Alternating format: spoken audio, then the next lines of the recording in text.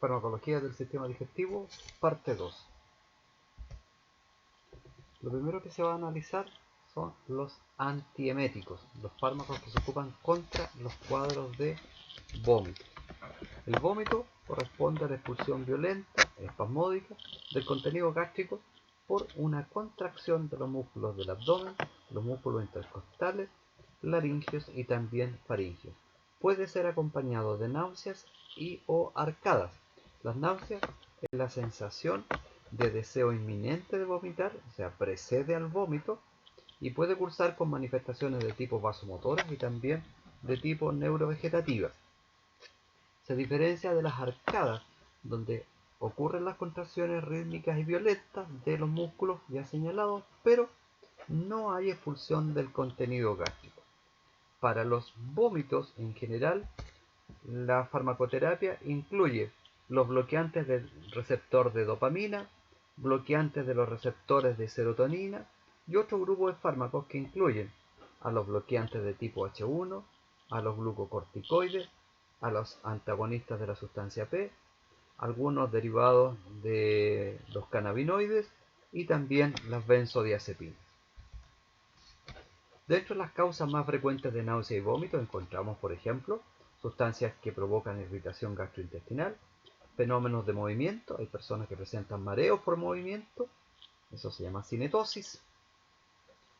Hay personas que presentan náusea y vómito a consecuencia de alteraciones a nivel del órgano del equilibrio, que está a nivel vestibular, a nivel del oído interno, trastornos hormonales también podrían provocarlo, fármacos y radiación, como por ejemplo el uso de quimioterapia y de radioterapia en los pacientes en tratamiento con cáncer puede provocar náuseas y vómitos, la presencia de ciertas toxinas, ya sea endógenas o exógenas, el dolor también podría provocar en algunos pacientes que le generen náuseas y vómitos, dolores muy intensos, como por ejemplo algún tipo de cólico, podrían ser cólicos biliares, por ejemplo. Factores psicógenos, aquí incluye la parte de la psiquis, en generar náuseas y vómitos. Por ejemplo, en algunos niños que son víctimas de bullying, durante los fines de semana están muy bien en su casa, pero el día lunes en la mañana, antes de irse al colegio, van a presentar náuseas y o vómitos. Y eso es precisamente por una causa de tipo psicógeno. Y también ciertas enfermedades que provocan al interior del cráneo aumento de la presión intracraniana, como por ejemplo la aparición de algunos tumores que van a aumentar la presión dentro del cráneo y van a estimular al centro del vómito. Y por otro lado también fenómenos directos como el aumento de la presión a consecuencia de un traumatismo encefalocraniano también podría provocar la aparición de náuseas y vómitos. En este caso los vómitos son explosivos. Esta imagen muestra en color celeste el centro del vómito que está ubicado a nivel del bulbo raquídeo. Este centro del vómito, cuando se estimula, envía la información hacia los músculos ya señalados y va a generar esa compresión violenta, ¿no es cierto?, a nivel estomacal, que va a generar la aparición del vómito en el paciente. ¿Cuáles son las aferencias? ¿Cuál es la información que llega para activar el centro del vómito? Por un lado, receptores mecánicos que están en el tubo digestivo, en el peritoneo, en las vías urinarias, en las vías biliares y otros órganos, que por ejemplo, al obstruirse, ¿no es cierto?, el tubo digestivo, esos receptores van a decir que algo está pasando y necesita eliminar lo que está en el interior y por lo tanto ocurre el fenómeno de esta náusea y el consiguiente vómito. La obstrucción, por ejemplo, de las vías biliares también va a provocar cuando un paciente tiene cálculos a la vesícula. Estamos poniendo algunos ejemplos. Otro aferente directo es la compresión mecánica. La compresión sobre la formación del bulbo raquídeo. Se comprime el bulbo raquídeo a raíz del aumento de la presión intracraniana, lo habíamos dicho recién, como en el caso de un traumatismo encefalocraniano, donde empieza a aumentar la presión dentro del cráneo. Las influencias de tipo psíquicas, o sea, ya habíamos dicho que la psiquis también influencia que la presión de una náusea, un vómito, una molestia gastrointestinal que va a generar estos problemas. Lo habíamos comentado recién en el caso de niños que son víctimas de bullying. Alteraciones del sistema vestibular, por ejemplo. Alteración del órgano del equilibrio, directamente sobre el centro del vómito. Y algunas sustancias químicas, exógenas y endógenas, que envían la información a una zona del cuerpo que se llama zona quimio-gatillo, que también está en el cerebro. Zona quimio-gatillo o zona gatillo, cualquiera de los dos nombres. Estas sustancias químicas estimulan este gatillo y eso provoca inmediatamente que se active el centro del vómito y el consiguiente náusea y o vómito que va a presentar el paciente. La industria farmacológica entonces va a actuar a este nivel, ya sea cortando las aferencias o bien bloqueando directamente el centro del vómito y la zona gatillo. También aquí en el sistema vestibular incluye, ¿no es cierto?, las alteraciones que se provocan con los cambios de posición en las personas que tienen mareo cinetóxico, mareo de movimiento. Se suben a un vehículo de locomoción colectiva y se marean. Se suben a un avión y se marean. Se suben a un barco y se marean. Eso es lo que le provoca el fenómeno al activar, ¿no es cierto?, el centro del vómito, porque hay una complicación en el sistema vestibular. Los fármacos más comunes que se ocupan como antieméticos pertenecen, en primer lugar, al grupo de los antagonistas dopaminérgicos. Aquí destaca, por ejemplo, la metoclopramida, la domperidona, son fármacos bastante conocidos que los vamos a analizar en detalle enseguida. Los antihistamínicos como el dimenhidrinato, anticolinérgicos como la trimebutina, algunos antagonistas de la serotonina como el ondansetron, palonosetron, tropisetron y granisetron, de amplio uso estos fármacos. Algunos más recientes como el aprepitant, otros que no corresponden a estos cuatro grupos, que es la dexametasona también, y algunos derivados sintéticos obtenidos a partir de principios activos presentes en cannabis sativa. Todos estos son fármacos que se ocupan para el tratamiento de los vómitos. Primer grupo, los bloqueantes de la dopamina, representantes metoclopramida y domperidona.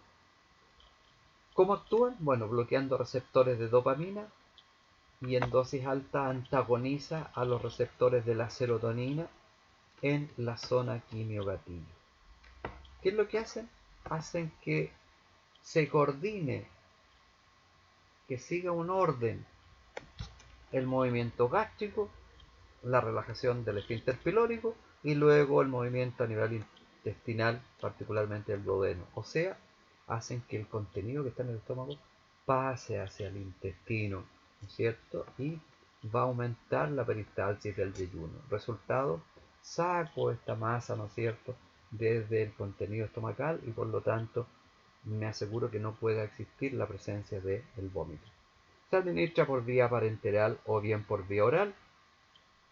Habitualmente va unido a proteínas, unido a la alfa-glucoproteína ácida, metabolismo hepático en un 75% y la vida media va a depender de qué molécula se trate, variando desde 2,5 a 5 horas. Logran atravesar la barrera hematoencefálica y la vía placentaria también, y estos fármacos se eliminan tanto por la orina como también por la bilis. Los efectos adversos, si es que los presenta, van asociados principalmente con la dosis y la acción que ejercen sobre el sistema nervioso central, sobre todo en los niños y en los ancianos. Particularmente se sabe que domperidona es más segura. Domperidona es más segura porque tiene una escasa penetración en el sistema nervioso central. Eventualmente podría provocar sedación, podría provocar somnolencia, desorientación también. La administración prolongada va a provocar aumento de la prolactina, hiperprolactinemia, y en el caso del varón, esta hiperprolactinemia podría desembocar en ginecomastia. Por supuesto, como estos fármacos aumentan el desplazamiento, ¿no es cierto?, de los alimentos a través del tubo gastrointestinal, está contraindicado en pacientes con hemorragia digestiva, por supuesto en pacientes que presentan obstrucción intestinal y tampoco debiera administrarse antes de 4 días en aquellos pacientes que han presentado una cirugía de tipo digestivo.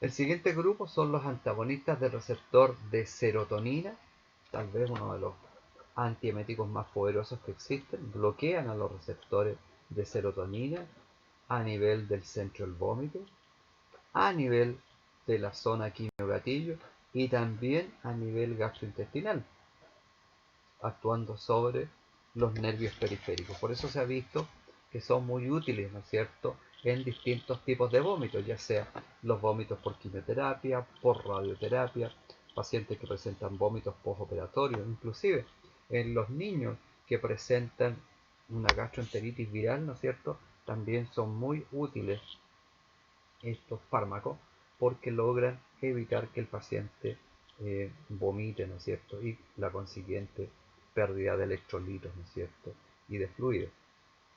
El que más se ocupa es el ondansetron, el que más se ocupa, ¿no es cierto? Lo vemos en forma de tabletas, también lo vemos en forma de ampolla. Le sigue el granisetron y el dolasetron, y el palonosetron, que tiene administración exclusivamente endovenosa, más afinidad y una vida media mayor. Tienen un metabolismo hepático y su excreción también es de tipo hepático. Insisto, uno de los más conocidos es el ondansetron. Dentro de los efectos adversos, bueno, estos fármacos son bastante seguros, ¿sí? Por lo tanto, casi no hay efectos adversos reportados, salvo en algunos pacientes ligera cefalea, algún mareo y algún estreñimiento, pero la verdad que son poco comunes. También se ha visto que los 4 fármacos señalados pertenecientes a este grupo presentan una alteración del intervalo QT del electrocardiograma.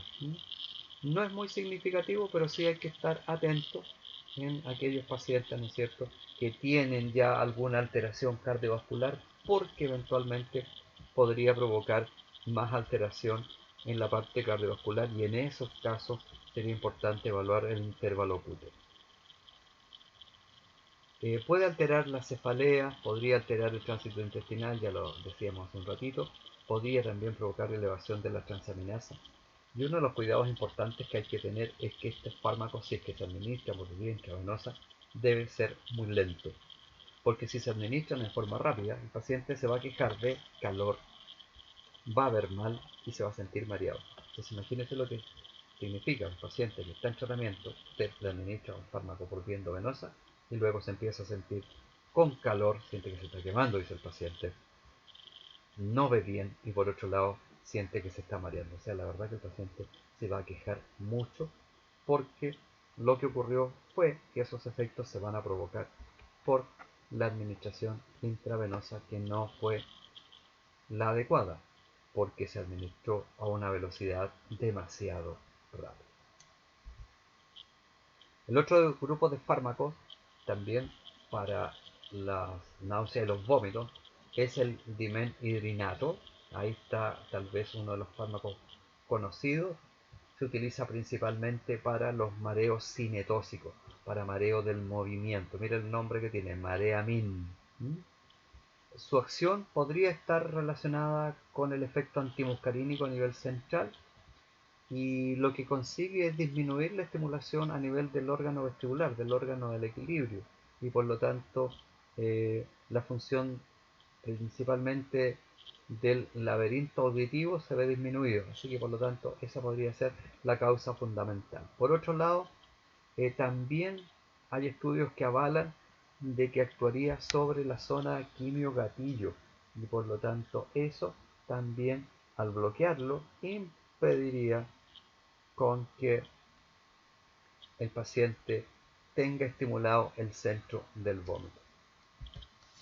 Dentro de los efectos adversos puede provocar somnolencia, alguna depresión del sistema nervioso central y cuidado aquí porque podría provocar espesamiento de las secreciones, tanto bronquiales, podría provocar sequedad bucal, sequedad de la nariz, sequedad de la garganta. Y eso básicamente porque son efectos de tipo antimuscarínicos, o sea, contrario a los receptores muscarínicos de la acetilcolina. Por eso las secreciones se vuelven más espesas.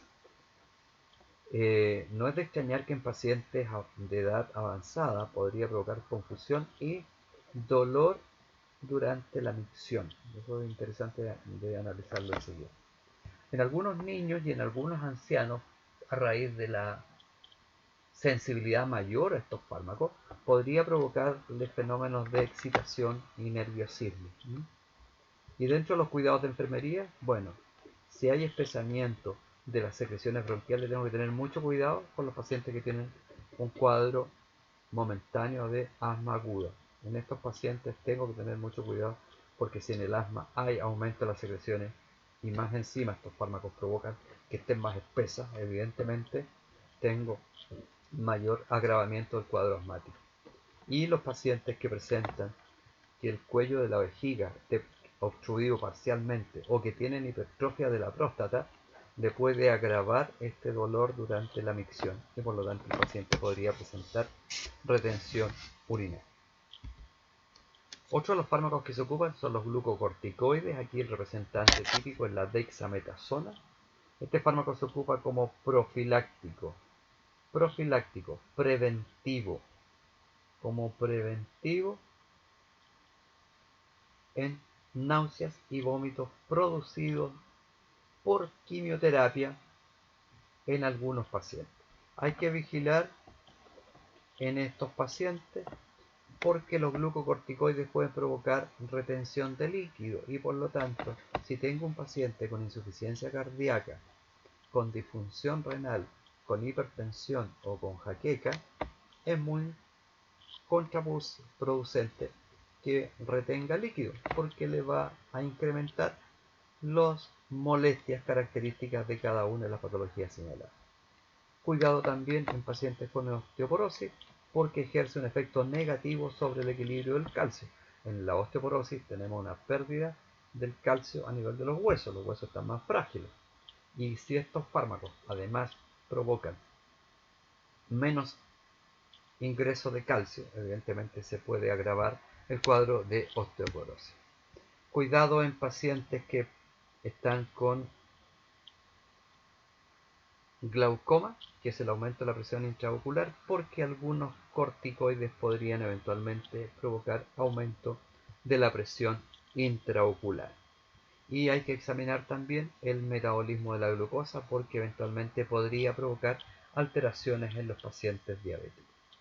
Si se va a interrumpir los fármacos debe ser en forma gradual, porque si se suspende bruscamente puede provocar una insuficiencia de la corteza de la glándula suprarrenal y por lo tanto tengo alterado el metabolismo de los mineralocorticoides, de los glucocorticoides y de los gonadocorticoides. Otro de los fármacos que se ocupan son los antagonistas de la sustancia P. La sustancia P fue descrita por los autores de una serie de estudios que encontraban que cuando existe un fenómeno de dolor se libera una sustancia que en otras condiciones no se libera y esa sustancia se llama sustancia P. Sustancia P viene de la palabra inglés pain, P-A-I-N, que quiere decir dolor.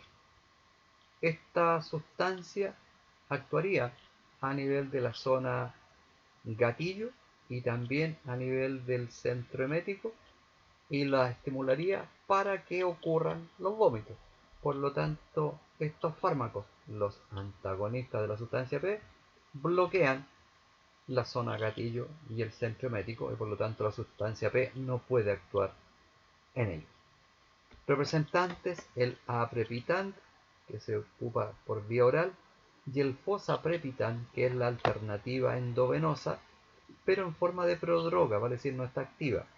Una vez que se inyecta, pasan 30 minutos, ocurre su metabolización y ahí se convierte en el principio activo aprepitant que va a bloquear a nivel central y por lo tanto va a ser importante terapia farmacológica para náuseas y vómitos provocados por quimioterapia y también en aquellas náuseas y o vómitos en los cuadros postoperatorios. A diferencia de esto, como alternativa también para otra patología que se llama estreñimiento, surgen los laxantes. ¿Qué es el estreñimiento? Es cuando disminuye la frecuencia o la cantidad de las defecaciones. Está disminuyendo la frecuencia, está yendo menos veces a evacuar, o bien la cantidad que expulsa es mucho menor. En ese caso, las deposiciones se vuelven más secas, se vuelven duras y son difíciles de evacuar por parte del recto, a no ser que la persona realice grandes esfuerzos para poder defecar. La causa del estreñimiento es variada, principalmente influye falta de ejercicio, poca alimentación, falta de fibra en los alimentos, disminución de los líquidos, algunos fármacos que reduzcan la motilidad intestinal. Todas esas son causas posibles de estreñimiento y para ello se ocupan los laxantes, que son medicamentos que aceleran la evacuación de las heces y que mejoran el tránsito intestinal, y se va a utilizar en aquellos pacientes que precisamente presentan problemas de eliminación fecal. Hay 4 grandes grupos de fármacos. Están los agentes formadores de masa, los ablandadores de las heces, los estimulantes y los laxantes osmóticos. Los formadores de masa absorben agua y por lo tanto la masa fecal tiene mayor tamaño y se ocupan principalmente para estreñimiento crónico y podrían tomarse en forma habitual sin que provoque mayores efectos negativos. Están también los ablandadores de las heces, también llamados surfactantes, que hacen que se absorba más agua y grasa en las heces. No sirven para tratar el estreñimiento, sino que para prevenir el estreñimiento, sobre todo en aquellos pacientes que han sido sometidos a cirugía en forma reciente. Están los estimulantes, que son fármacos que se encargan de irritar la mucosa del intestino, y cuando ocurre esta irritación aumenta la peristalsis. No deben utilizarse en forma habitual, podría provocar dependencia en laxantes. El paciente no va a defecar si es que no utiliza el estimulante. Podría provocar dolores tipo cólico abdominal y también depresión de fluidos y de electrolitos.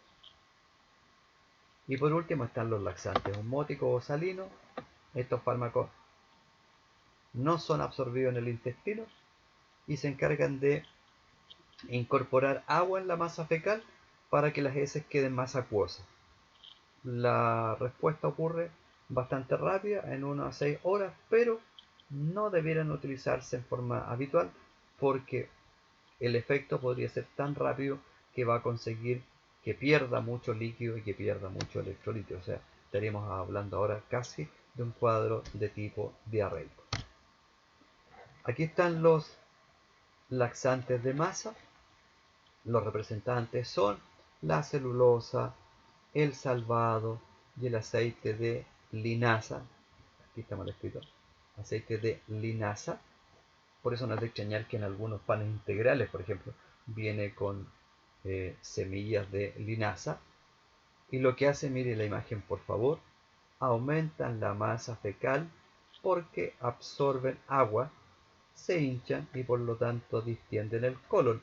Y al distender el colon, esto aumenta los movimientos propulsores. Podrían eventualmente provocar flatulencia porque promueven el desarrollo de las bacterias a nivel del intestino. La complicación que podría provocar en el paciente es que si quiere que el paciente evacúe, este efecto se demora prácticamente 3 a 4 días, así que por lo tanto el paciente igual sigue con la molestia provocada por el estreñimiento. Los ablandadores de las heces, el representante es el docusato de sodio. Este es un agente tensioactivo aniónico, pareciera ser un detergente, ¿no es cierto? Y consigue humedecer, ablandar y emulsionar las heces, por lo tanto va a permitir que se mezclen agua, lípidos y otros componentes en el bolo intestinal. Es un laxante débil y se puede utilizar en aquellas personas que no pueden hacer esfuerzos para defecar. Por ejemplo, un paciente que presenta hernia abdominal no puede hacer un esfuerzo defecatorio importante. Pacientes que presentan hipertensión grave tampoco pueden hacer esfuerzos defecatorios, porque también le va a elevar la presión arterial. Pacientes en la etapa de posparto, pacientes que presentan hemorroides, también podría utilizarse en esos casos. Se va a utilizar por vía oral en forma de comprimido y también existe la posibilidad de utilizarlo en forma de enemas o de supositorio. El siguiente grupo corresponde a los laxantes estimulantes irritantes, representantes el bisacodilo y la fenolftaleína. Estos fármacos lo que hacen es estimular en forma refleja los terminales nerviosos del intestino y por lo tanto eso va a provocar que se incremente la peristalsis. Estos impiden la absorción, pero sí la secreción de fluido hacia el intestino, ¿no es cierto? Y esto sumado a la peristalsis van a provocar el efecto de tipo laxante.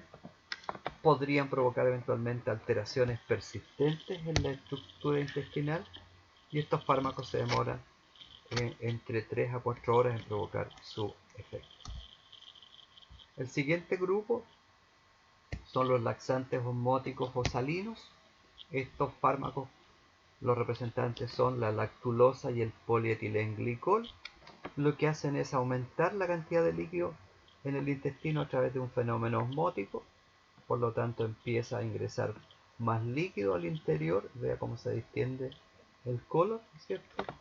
El efecto laxante ocurre entre 1 a 3 horas después de la administración y las moléculas no se absorben, se quedan aquí, ¿no es cierto? Y atrapan moléculas de agua en gran cantidad, aumentando la presión osmótica y por lo tanto consiguen, ¿no es cierto?, generar un fenómeno de tipo laxante en aquellos pacientes que presentan estas complicaciones. Habíamos hablado del fenómeno de estreñimiento. A diferencia de esto, ocurre el fenómeno de diarrea, que se define como un aumento en la frecuencia y en la fluidez de las deposiciones. Aumenta la motilidad intestinal, por lo tanto se aumenta la velocidad del movimiento en el intestino, no puede ocurrir la absorción de líquido en el intestino grueso y por eso las deposiciones diarreicas se caracterizan por presentar abundante pérdida de líquido. Tanto la diarrea como el estreñimiento que acabamos de ver recién no son enfermedades, sino que son síntomas de un trastorno que está manteniéndose latente. ¿Cuándo ocurre la diarrea? Bueno, ocurre cuando el intestino no reabsorbe suficiente agua desde la masa fecal y por lo tanto las heces se van a volver acuosas. En algunos casos la diarrea es una alteración autolimitada, o sea, dura un periodo corto en el tiempo y a veces no necesita tratamiento. Puede considerarse una forma defensiva que consigue eliminar en forma rápida las toxinas y patógenos del cuerpo. Ahora, cuando es muy prolongada o muy grave, particularmente en niños o en adultos, puede producir pérdida importante de líquidos y por lo tanto se va a necesitar tratamiento de tipo farmacológico porque podría provocar alteraciones en los líquidos, podría ser causa de alteración del equilibrio ácido básico y también alteraciones a nivel electrolítico. Causas para que ocurra la diarrea es variada, desde medicamentos, desde una infección intestinal, desde algunas sustancias como por ejemplo la lactosa. Hay personas que son intolerantes a la lactosa y por lo tanto pueden presentar fenómenos de diarrea. De hecho, los antibióticos como efecto secundario podrían provocar eventualmente diarrea porque destruyen la flora intestinal normal y por lo tanto crecen los microorganismos patógenos oportunistas. El objetivo clave, ¿no es cierto?, para tratar la enfermedad es identificar cuál es la causa que provoca esta diarrea y puede incluir aquí, por ejemplo, viajes recientes, porque a veces en otros lugares, en otras latitudes, el tipo de alimentación varía y por lo tanto a la persona le puede ocurrir lo que se llama diarrea del viajero. Cuando va de un país a otro le puede ocurrir este fenómeno. Inclusive hasta el agua puede ser en parte responsable. Los hábitos alimenticios de la persona también pueden influir cómo está el sistema inmune y algunos fármacos que esté utilizando el paciente.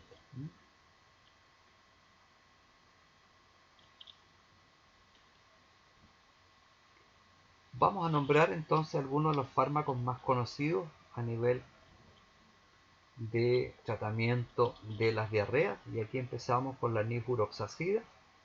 Estos son fármacos que pertenecen al grupo de los nitrofuranos, y la nifuroxacida, este principio activo, logra alterar a las proteínas de las bacterias y por lo tanto logra inactivar los procesos vitales de la bacteria.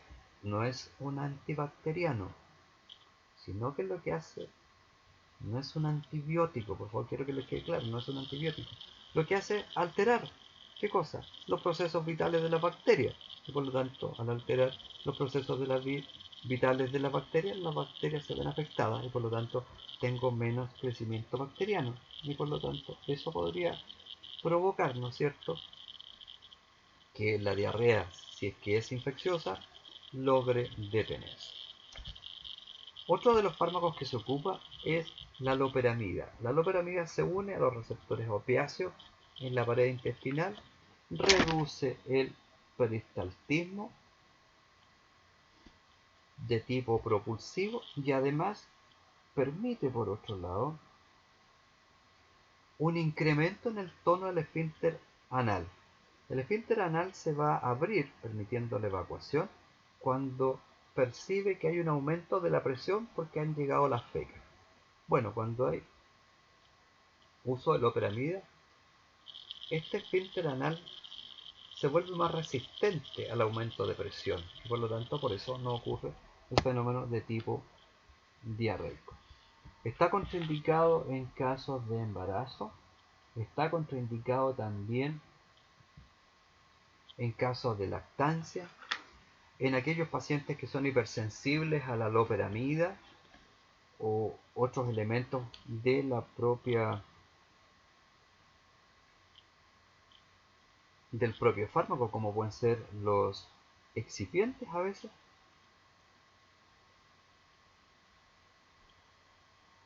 Algunas indicaciones importantes: que el paciente debe evitar el consumo de alcohol, porque el alcohol es un depresor del sistema nervioso central y los fármacos como la loperamida actúan a nivel del sistema nervioso central, también son depresores, por lo tanto se puede potenciar su efecto.